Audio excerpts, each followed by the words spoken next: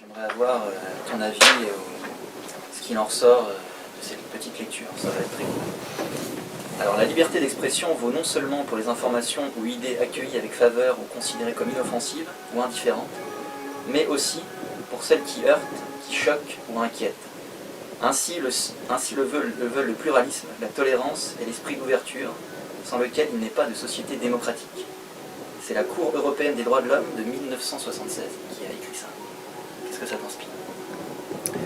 Moi, je remonte dans le temps plus loin, puisque je retrouve cette idée à Athènes, il y a 2500 ans. Les Athéniens tenaient à l'Iségoria, le droit de parole pour tous, à tout propos, à tout moment, le droit de parole public. Ils y tenaient plus encore qu'à l'isonomia, à l'égalité devant la loi. Et ils y tenaient parce qu'en fait, c'était comme une mesure d'hygiène, de protection, de sauvegarde de la démocratie. Parce que quand on donne la parole à tout le monde, on fait des citoyens des sentinelles. Chaque citoyen peut devenir un gardien de la démocratie et un donneur d'alerte des dérives. Et les Athéniens savaient très bien qu'il y allait avoir des fausses alertes, des pensées dissidentes qui allaient être idiotes ou malveillantes. Mais ça fait rien.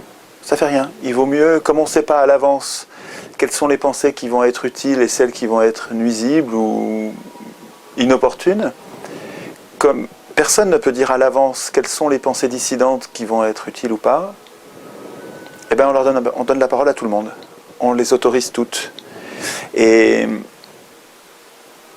de nombreux grands penseurs ont défendu cette liberté d'expression comme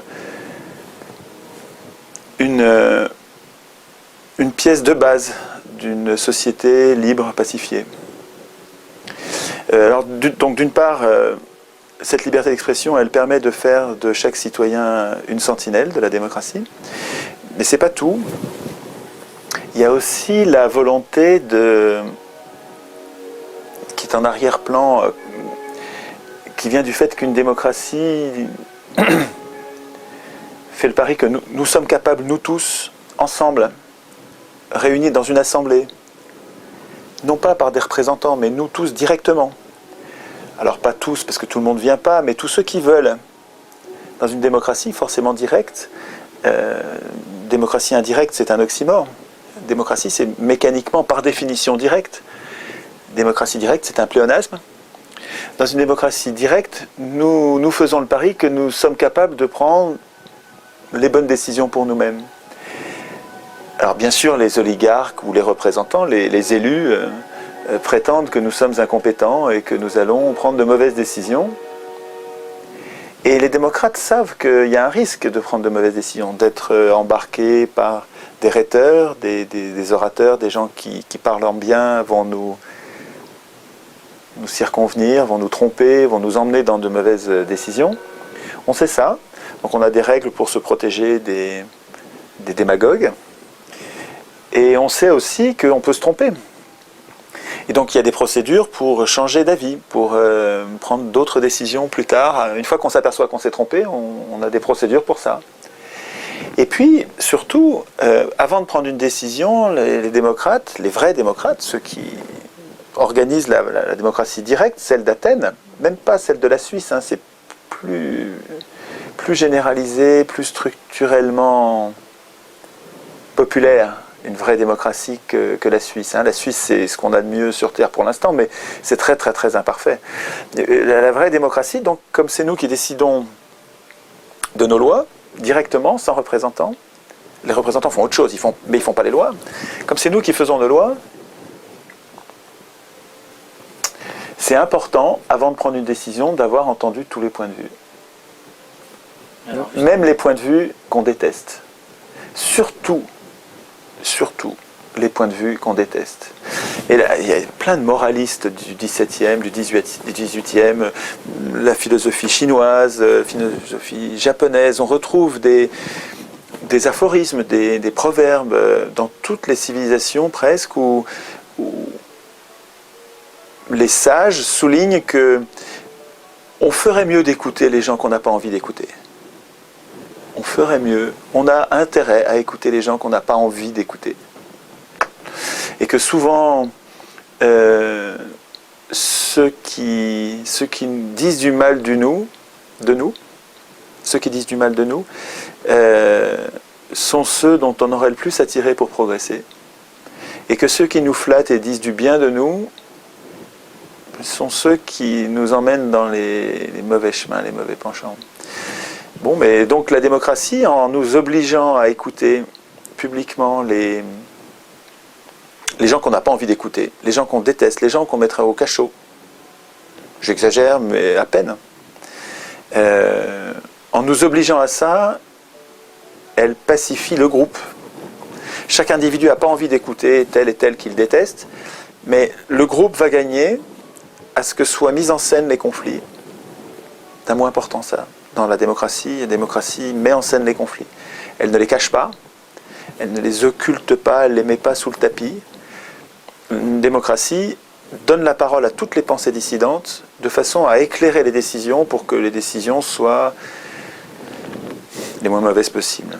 Et on ne cherche pas la perfection, on sait qu'on va se tromper, c'est pas grave, on se trompera, on essaye de ne pas se tromper, puis si on se trompe, on changera. Puis que les élus n'essayent pas de nous faire croire qu'ils ne se trompent pas, ils se trompent autant que nous nous tromperons quand c'est le peuple qui décidera. Je te coupe juste 2 petites secondes. Et est-ce que tu ne crois pas qu'aujourd'hui il y a une mise en scène il y a une mise en scène déjà, qui est faite par les médias? Oui, mais là tu penses à manipulation. Une mise en scène n'est pas forcément une manipulation, c'est pas forcément une tromperie. Une mise en scène, ça peut être un décor, une emphase qui sert à montrer quelque chose d'important, pas forcément avec une intention de mentir. Ça peut être le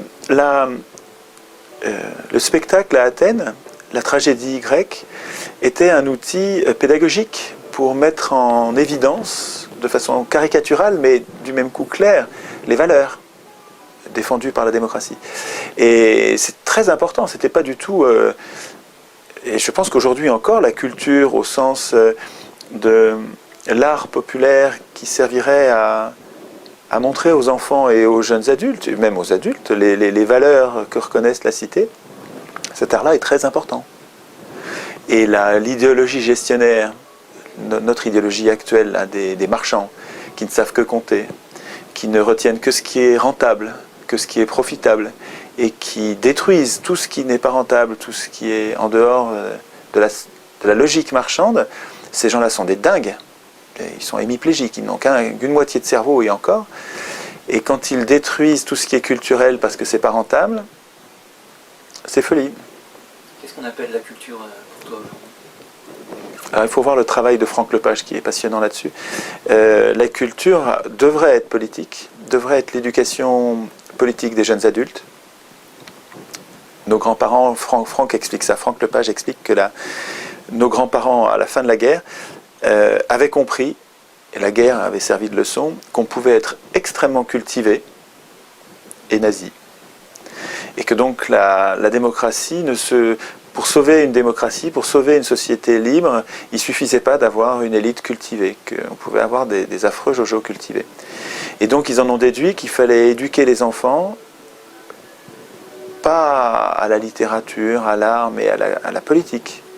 Alors, possiblement à l'art et à la littérature aussi, mais surtout à la politique, aux valeurs de la démocratie. Un peu comme faisait la tragédie grecque.